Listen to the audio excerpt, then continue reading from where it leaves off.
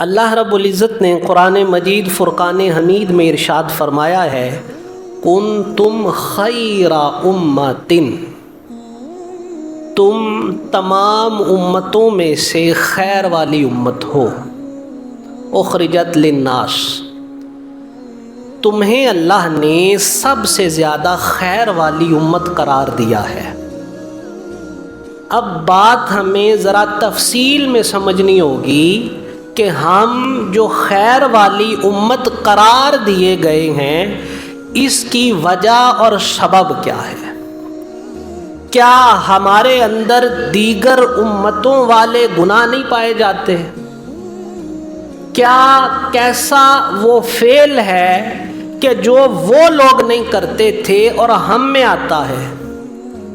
کیا ہماری عمریں ان امتوں کے حوالہ سے لمبی عمریں تھی؟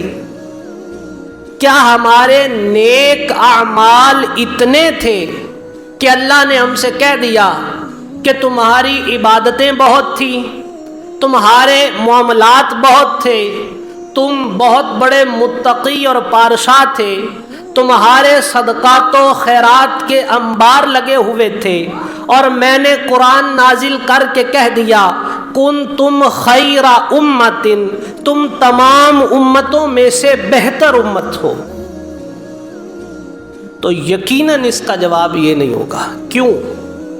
کیونکہ پچھلی امتوں کے اندر جو گناہ ایک ایک قوم میں پائے جاتے تھے وہ سارے اکٹھے جو ہیں وہ جملہ اس امت کے اندر پائے جا رہے ہیں۔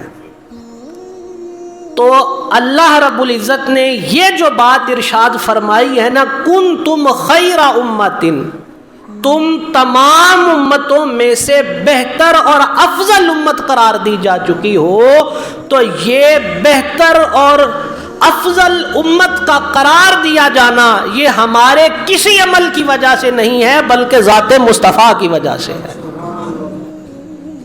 اللہ رب العزت نے اگر ہماری کچھ شرم رکھی ہوئی ہے نا، کتاب الاصابہ فی تمییز الصحابہ کے اندر ارشاد ہے کہ سرکار دو عالم صلی اللہ علیہ وآلہ وسلم نے ایک دعا کرنے والے کو سنا۔ دعا کرنے والا دعا کر رہا تھا اللہم ارزقنی شوق صالحین، اے اللہ مجھے صالحین لوگوں کا شوق عطا فرما، اے اللہ مجھے صالحین اور نیک بندوں کے ساتھ بیٹھنا، ان سے ملاقات کا شرف عطا فرما۔ حضور نے فرمایا اے انس یہ کوئی مجیب الدعوات بندہ ہے، انس اس بندے کے پاس جاؤ اور جا کر اس بندے سے کہو کہ میری امت کے لیے دعا کرے۔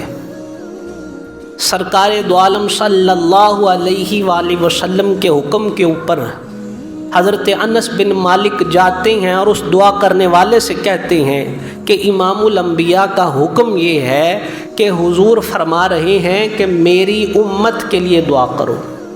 تو وہ دعا کرتے ہوئے کیا کہتے ہیں کہ اس نبی کو اللہ پاک نے تمام نبیوں میں افضل قرار دیا ہے، اس قوم کے لیے تمام دنوں میں سے افضل دن جمعہ قرار دیا گیا ہے جسے سید الایام کہا گیا ہے، اور اس نبی کی جو امت ہے انہیں تمام امتوں سے افضل قرار دیا ہے۔